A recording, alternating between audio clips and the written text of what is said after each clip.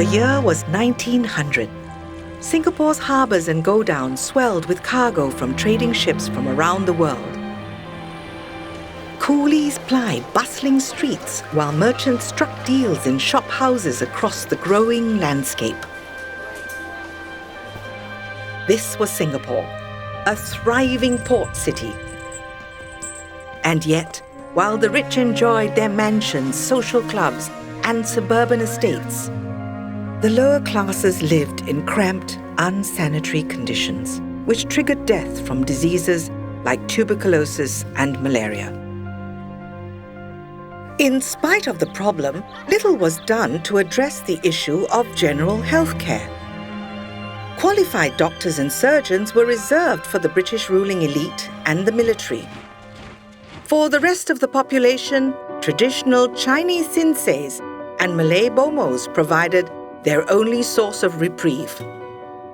While Singapore did have one government hospital, there was still an urgent need for more doctors to serve the local people better.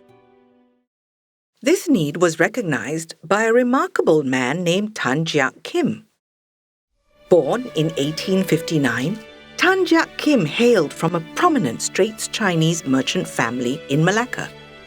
Chinese barbers were very progressive in the sense that they were very open to new ideas. That was one reason why I would say they became very rich. Into the late 1890s, they were very, very prosperous. They had made a lot of money from tin, from gambia, from pepper. They also moved in a new area called rubber plantations. Jiak Kim's grandfather was Tan Kim Seng, an eminent philanthropist, best known for his pioneering contributions in building civil infrastructure, schools, and healthcare services. Like his grandfather, Jiak Kim carried on the tradition of giving back to the common man. He was a very passionate Singaporean. From 1890 to 93, he was also an unofficial member of the Legislative Council.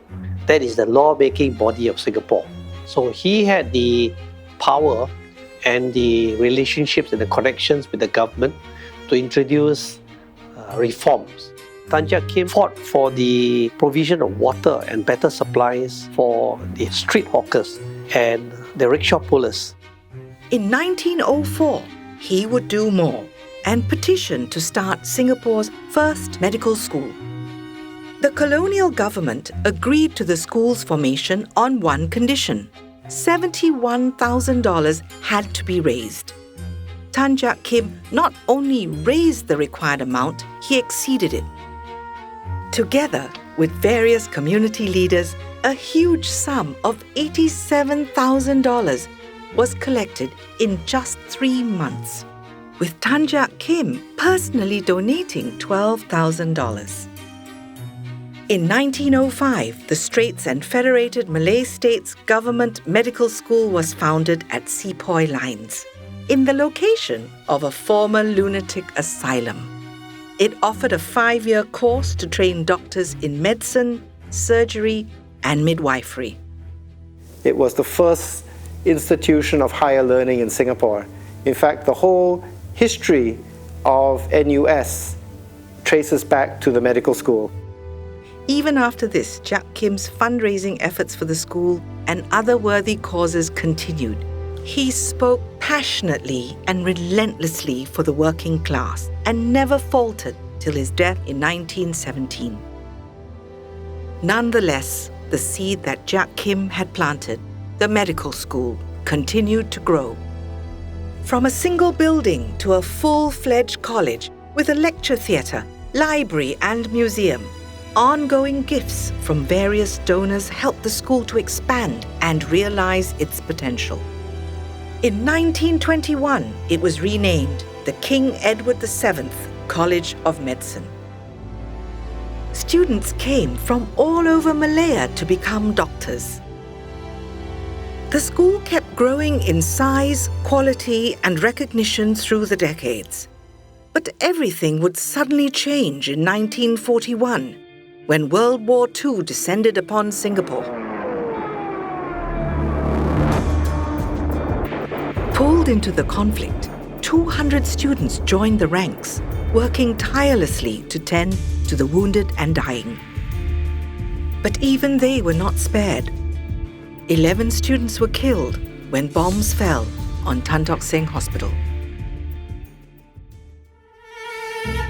When the war ended, 200 students returned to resume their education. I was given a Singapore bursary to study medicine. We had very good clinical teachers who made us think logically. Clinical medicine was very interesting. It was like Sherlock Holmes, trying to diagnose the disease. And at the time, we had very little technology. You see, in those days, we didn't have all those facilities like MRI, CT scan, and so on. All we have to use your sixth sense, all the senses to diagnose the patient. And the beautiful thing about medicine is, when you diagnose the patient correctly, and when you see the patient get well, wow, that is the best reward you can ever feel. When in my first year, we had electrical rationing. I was staying in the hostel. So there are some days we had no electricity. So I was very happy not to study. But those who are conscientious, they used to rush up to the library. That was the only place where there was light. The standard of school was well recognized, and eventually we were recognized by the General Medical Council of England. In other words, Singapore graduates could go and practice in England without having to go through an exam. The school has produced generations of doctors, nurses, and community leaders from all walks of life. Many of its graduates have played a defining role in Singapore's healthcare, with landmark achievements across various fields.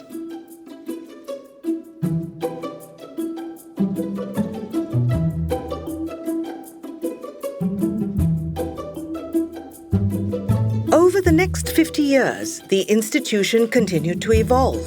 In 1949, it was renamed the Faculty of Medicine at the University of Malaya, eventually becoming a part of the National University of Singapore and moving to Kentridge in 1983. In 1985, the National University Hospital was established, serving as the principal teaching hospital for the school. But another transformation was yet to come. In 2005, 100 years after Tan Jiak Kim and other community leaders rallied together to kickstart the institution, the NUS Faculty of Medicine celebrated a century of education.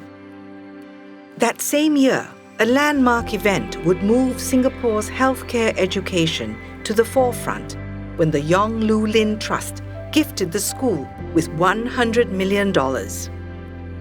This monumental gift created new opportunities for research and training, as well as providing a boost for its infrastructure. So I would say it's truly transformational. The Singapore government matched the gift. So we had an incredible gift become even more incredible. Since 2005, we've had at least 3 new buildings that have been set up in the campus. And this has allowed us to expand our resources, our facilities for doing groundbreaking research.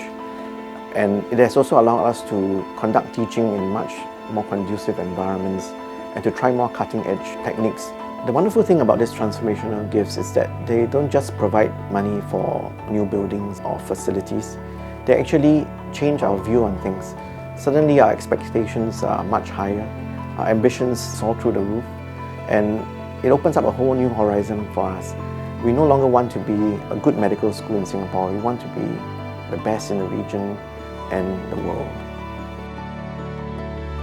From its pioneering class of just 7 students, the School of Medicine has since produced over 10,000 medical professionals, all from an act of giving.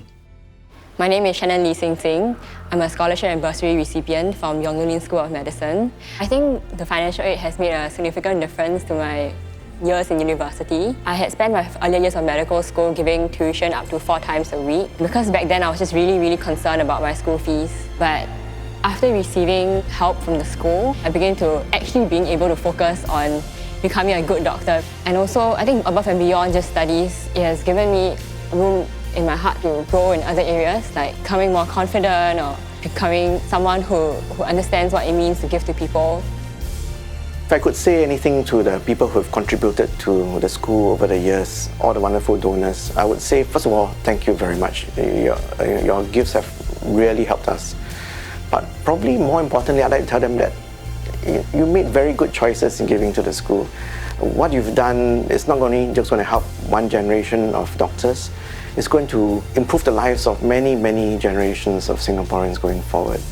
And maybe even beyond Singapore to the region and the world. So well done, you made a great choice and we really appreciate it.